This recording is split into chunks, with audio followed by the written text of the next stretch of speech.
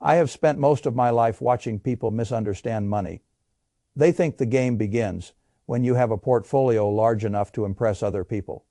They think the breakthrough comes when you can finally say you have $100,000 or $500,000 or $1 million. They think wealth announces itself in some dramatic way, with a bigger house, a better watch, a different neighborhood, a different class of airline ticket. That is not what I have seen.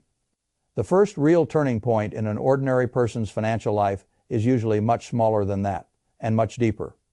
It is the moment when money stops being only a source of fear and starts becoming a source of breathing room. For a great many people, that moment arrives around $10,000. I am not saying $10,000 makes you rich. It does not exempt you from mistakes. It does not make you immune to a layoff, a recession, a medical shock, a bad investment, or the natural surprises that life enjoys throwing at human beings. What it does is far more important than status. It changes the way your mind works. It changes the way your body reacts to uncertainty. It changes the way you negotiate, the way you sleep, the way you decide, the way you plan, the way you speak to yourself when something goes wrong. Most people have no idea how much of their personality is being bent every day by the pressure of having too little margin. They think they are making free choices. Very often they are making frightened choices. They think they are evaluating options rationally. Very often they are simply obeying the invisible commands of an empty cushion. An empty cushion is a brutal master. It tells you to stay quiet when you should ask for more. It tells you to accept a bad job because you cannot afford a gap. It tells you to keep driving the wrong car, living in the wrong place, tolerating the wrong manager, avoiding the right opportunity, because one wrong move would turn inconvenience into catastrophe.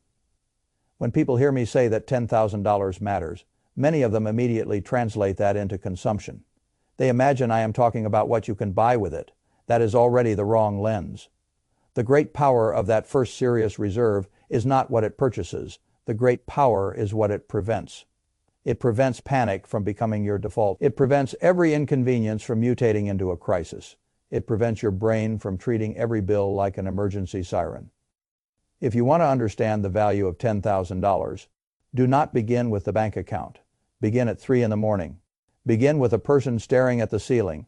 Begin with the mind running its usual program. What if the car gives out? What if the laptop dies? What if the dog gets sick? What if the rent goes up? What if work gets cut? What if there is a dental bill? What if the transmission fails? What if I need a plane ticket home? What if my child needs something next week? What if there is one more hit, just one more, and this whole delicate arrangement I call a life finally breaks? That kind of thinking is not rare. It is normal. Millions of people live inside it for years. Some live inside it for decades. They are not lazy. They are not always irresponsible. Many of them work very hard. The tragedy is that hard work without financial margin often produces exhaustion without security. The person lives in a state of constant calculation. Every item is a math problem at the gas station. Every fill-up carries emotional weight. At dinner, every invitation must be filtered through the budget before it is filtered through pleasure.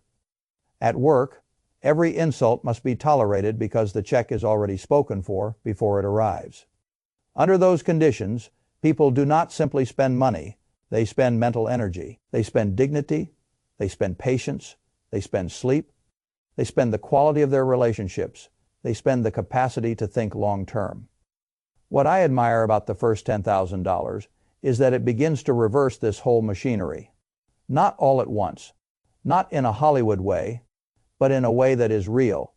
A check engine light no longer feels like a prophecy. There is a large difference between catastrophe and annoyance. Most people treat those two conditions as if they live in the same neighborhood. They do not. A catastrophe rearranges your entire week, your entire budget, your entire nervous system.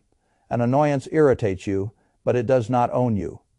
That difference is worth more than many people realize. I have always believed that one of the central advantages in life is the ability to remain rational when others become emotional. People usually apply that principle only to markets. They should apply it to household finance. A family with no reserve is emotional by necessity. A family with a reserve has at least a fighting chance to stay rational. The reserve does not make them smarter. It buys them time. And time is often the most undervalued asset in personal finance. Time to compare quotes instead of grabbing the first loan. Time to let a bad offer pass instead of accepting it out of fear.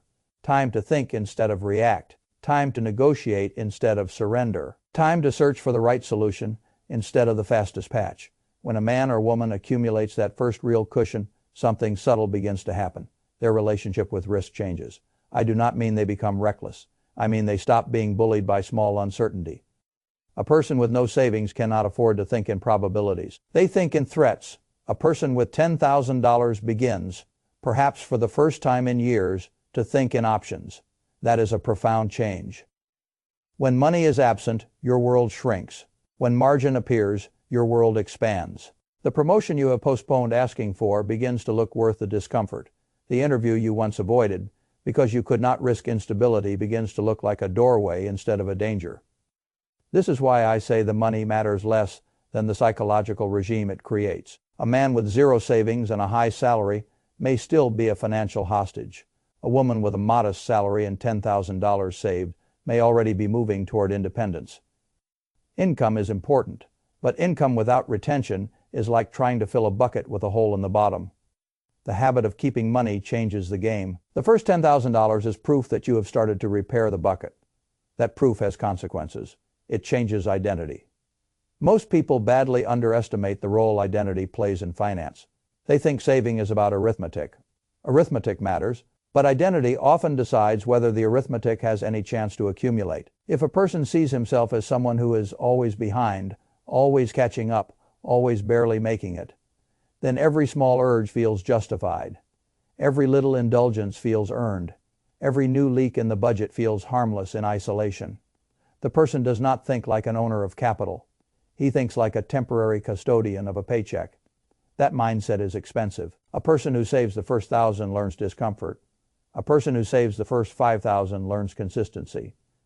A person who reaches 10,000 learns something much more powerful. He begins to see himself as the kind of person who can hold money. That sentence may sound simple. It is not. Holding money is harder than earning it for many people. Earning can be episodic. Holding requires structure. It requires the ability to delay gratification repeatedly, not heroically once. It requires the ability to let the visible pleasure of today lose to the invisible strength of tomorrow. It requires a certain seriousness toward one's own future. I have watched people transform, not because their income exploded, but because their self-concept changed. They stopped asking, "Can I afford this right now?" They started asking, "What does this do to the architecture of my life?" Those are very different questions. The first belongs to survival. The second belongs to stewardship. $10,000 is often the number at which stewardship becomes emotionally believable. Below that number, progress can still feel fragile. At 10,000, many people feel a new solidity. There is a shape to the balance now. There is weight to it. The account no longer feels like loose change collected against the tide. It feels like a wall beginning to stand.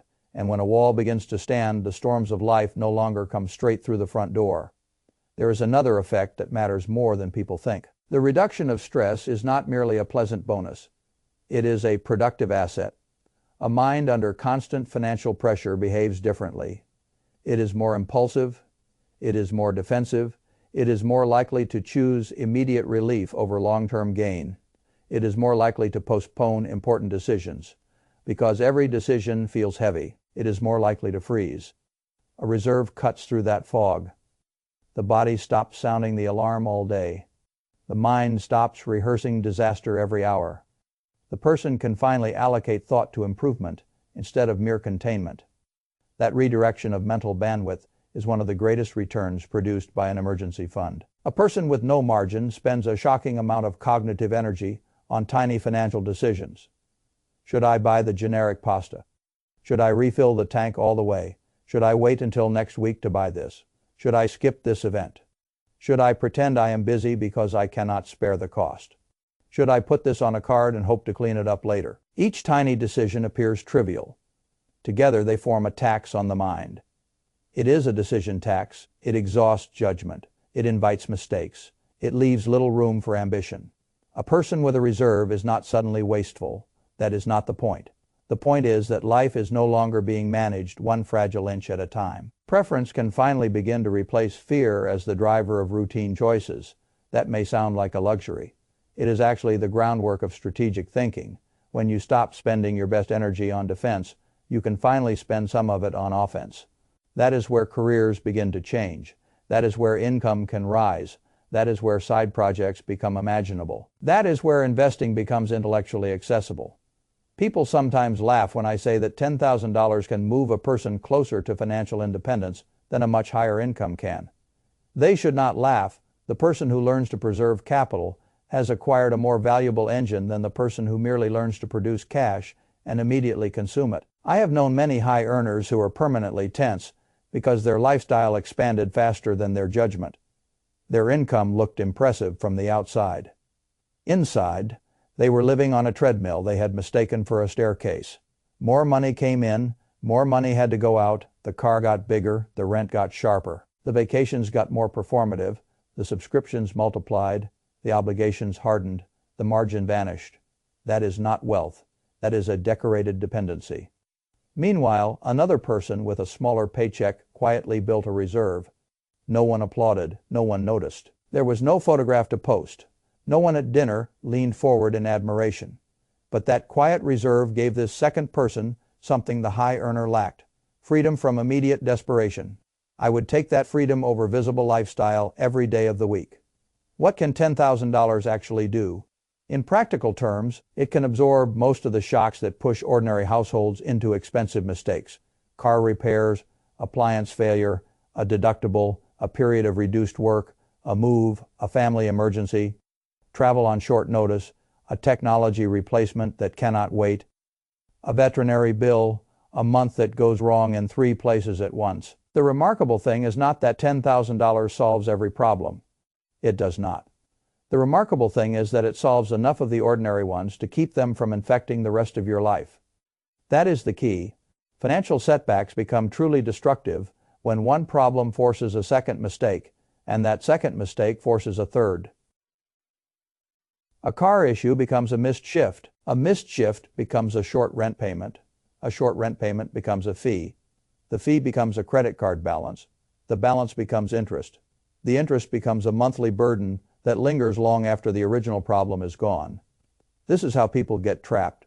Not by one enormous disaster every time, but by the chain reaction created by having no buffer. A buffer breaks chains. That is why it matters. You are not merely paying for repairs. You are preventing the next 4 consequences. A reserve is not dead money. That phrase is usually spoken by people who understand neither peace of mind nor optionality. The cash may not be earning the highest possible return every day, but it is providing an invisible return in resilience. It is keeping you from selling assets at the wrong time. It is keeping you from borrowing at humiliating rates. It is keeping you from begging bad options to save you. It is keeping your judgment intact. It is giving you the ability to let a temporary storm remain temporary. I have always liked assets that quietly do more work than they first appear to do. A moat is like that. A strong brand is like that. A low-cost producer is like that. An emergency fund is like that. People look at the visible yield and miss the invisible compounding. The invisible compounding in a cash reserve is the compounding of rational behavior, the compounding of better decisions, the compounding of calmer relationships, the compounding of confidence, the compounding of a mind that no longer reaches for relief at every moment because ruin feels one bill away. There is also a social dimension to this that people rarely discuss honestly. Financial fragility affects personality. It changes how you enter rooms. It changes how you answer invitations. It changes the tone of your voice when money comes up. It changes what jobs you accept, what treatment you tolerate, which friendships you avoid, which risks you never take, and which humiliations you silently agree to because saying no looks too expensive. A reserve does not make you superior to anyone. It simply makes you less cornered. And a human being who is not cornered behaves differently. He can negotiate, he can decline. He can ask a harder question, he can wait a little longer. He can resist the manipulations that prey on urgency. One of the reasons desperate people often get bad deals is not that they are foolish. It is that urgency advertises itself. Desperation has a scent. Employers can smell it, Salesmen can smell it. Landlords can smell it. Lenders can smell it. Even other insecure people can smell it. Margin dulls that scent. You stop broadcasting immediate need. That alone can improve outcomes in ways that are difficult to measure, but impossible to dismiss. I have often said that the stock market is a device for transferring money from the impatient to the patient. A similar principle governs personal finance. The world often transfers advantage from the cornered to the uncornered. $10,000 begins the process of uncornering a life. It is not the end of the journey. It is the first meaningful removal of the wall pressing against your chest. That removal creates possibilities. A person with no savings often cannot see opportunity clearly, because every opportunity carries the shadow of downside. A person with a reserve can sometimes take a small intelligent risk, take a course, travel for an interview, move for a better role, say no to a bad deal and wait for a better one, spend money on tools that improve productivity, invest in appearance where it matters professionally, fix the problem that has been quietly lowering quality of life and performance. None of these actions guarantee success. That is not how life works, but they become accessible. And accessibility is the beginning of mobility. This is another reason the first 10,000 matters. It is not just a shield, it is a springboard. People who have never experienced this often imagine that savers live in a permanent state of deprivation. That is not what I have observed in capable savers. The best savers are not merely people who deny themselves everything. They are usually people who become deliberate. Deliberate is a beautiful word in finance. It means the dollar leaves only after being asked a question. What is your job? What are you buying for me besides the moment? Are you helping build a life, or are you helping decorate anxiety? Are you moving me toward independence, or are you renting me a brief mood and then leaving me with maintenance? When a person starts asking those questions consistently, spending changes, the budget begins to reveal itself not as punishment, but as philosophy. The person is no longer randomly reacting to temptation. He is allocating capital. That sounds grand for a household budget, but it is exactly the right language. A household is a capital allocation enterprise, whether the people inside admit it or not. Every paycheck is capital arriving. Every purchase is a capital decision. Every monthly obligation is a claim against future capital. A person who treats those flows carelessly can make a decent income and stay weak forever. A person who treats them with seriousness can slowly construct real strength. That construction process is not glamorous. No one claps when you cancel a subscription. No one throws confetti because you delayed a car upgrade. No one admires the quiet dignity of not buying what your ego wanted just because your future needed the room. But those decisions matter. They matter because identity is built in ordinary repetition. The first $10,000 is almost never created by one dramatic move. It is built through many unremarkable moves that no longer look unremarkable once you see their outcome. A smaller apartment for one more year, fewer dinners out. One less luxury financed as necessity. A raise not fully absorbed by lifestyle. A tax refund not instantly consumed. A side job continued after the initial motivation fades. A willingness to look ordinary while building strength privately. This is why I tell people the first important victory is not the number itself. The first important victory is becoming the sort of person who can consistently leave money unspent for a purpose larger than impulse. Once that identity firms up, the second 10,000 is different. The mountain still exists, but you are no longer learning how to walk. You already know how to walk. Your habits now work for you instead of against you. Your awareness improves. Your leaks become visible. Your sense of trade-off sharpens. Your pride slowly detaches from display and attaches itself to control.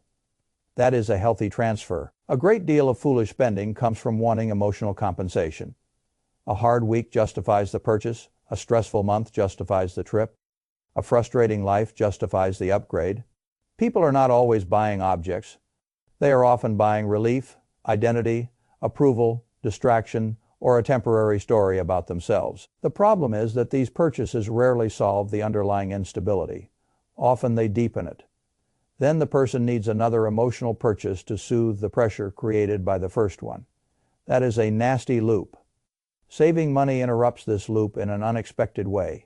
It gives you a different source of relief. Watching the reserve rise creates a quieter, steadier form of satisfaction. It is not the sharp sugar hit of consumption.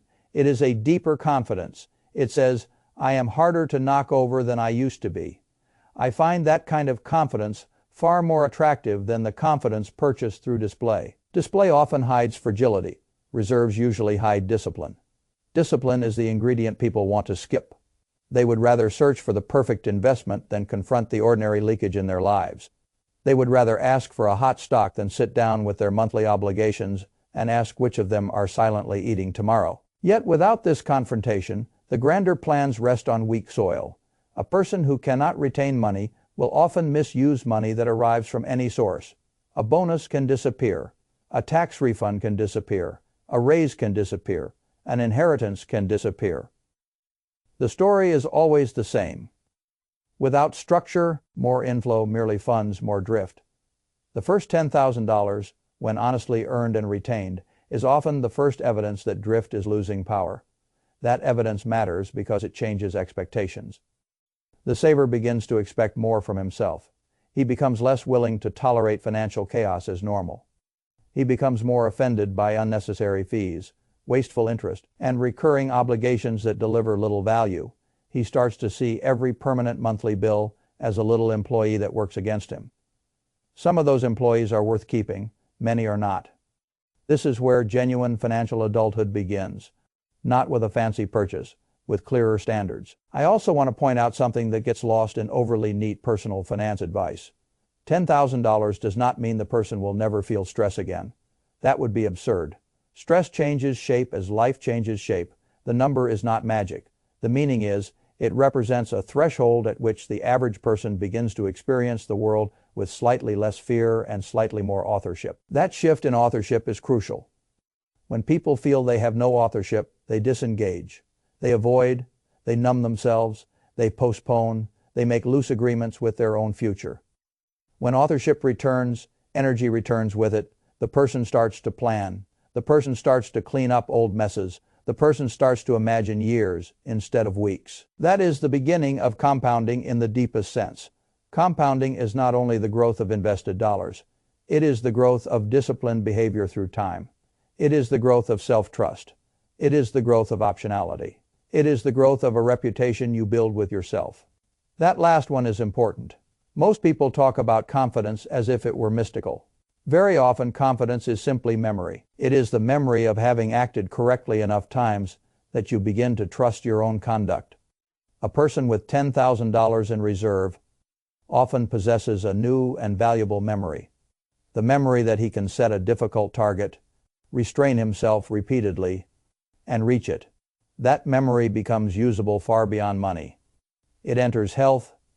It enters work. It enters the whole architecture of adult life. The reserve is small compared with what may come later, but the proof it supplies is enormous. I do not want young people to misunderstand me.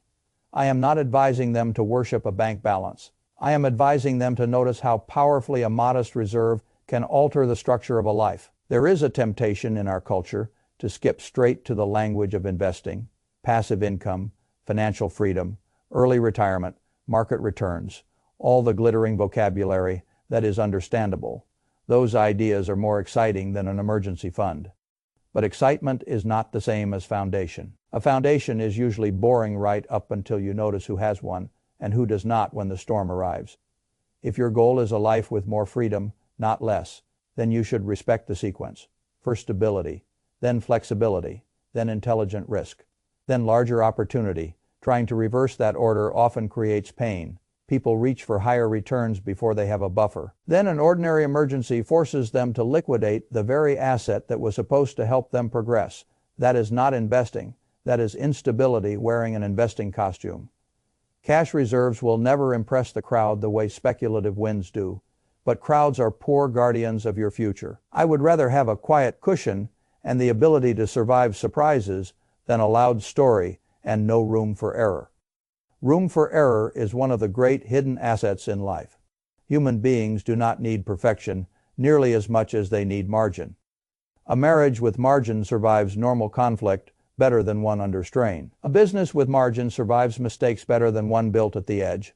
A balance sheet with margin survives shocks better than one optimized down to the last dollar. The same is true for a person. $10,000 is often the first time an ordinary person feels margin in a concrete way. He feels it at the grocery store. He feels it when the dentist calls. He feels it when the boss behaves badly. He feels it when a friend presents an opportunity. He feels it when the car makes a strange sound. He feels it on Sunday evening before Monday starts. He even feels it while falling asleep. People sleep differently when tomorrow no longer looks like a trap door. That sentence may sound poetic. It is also practical. Better sleep improves judgment. Better judgment improves behavior. Better behavior improves outcomes. Outcomes reinforce confidence. Confidence encourages more disciplined action. This is how a modest reserve can quietly trigger a broad improvement in a person's trajectory. There is another misconception that deserves correction.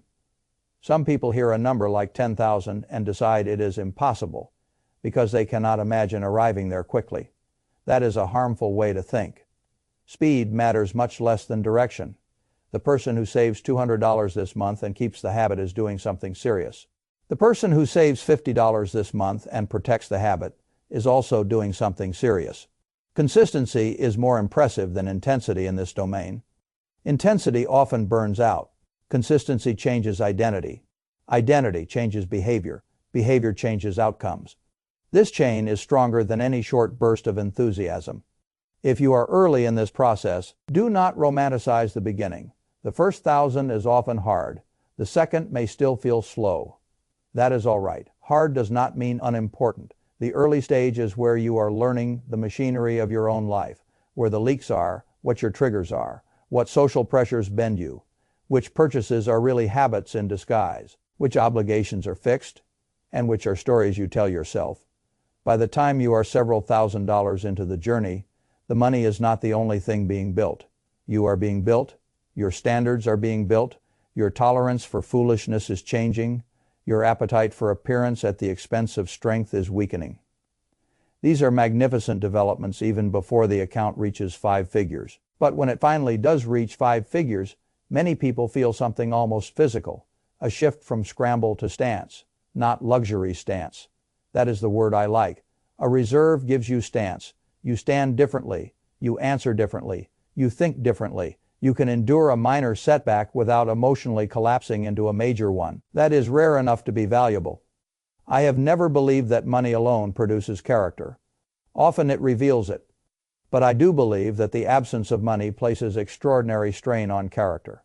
It asks people to be patient while frightened, generous while cornered, disciplined while exhausted, hopeful while calculating every step. Some people perform heroically under those conditions, many do not.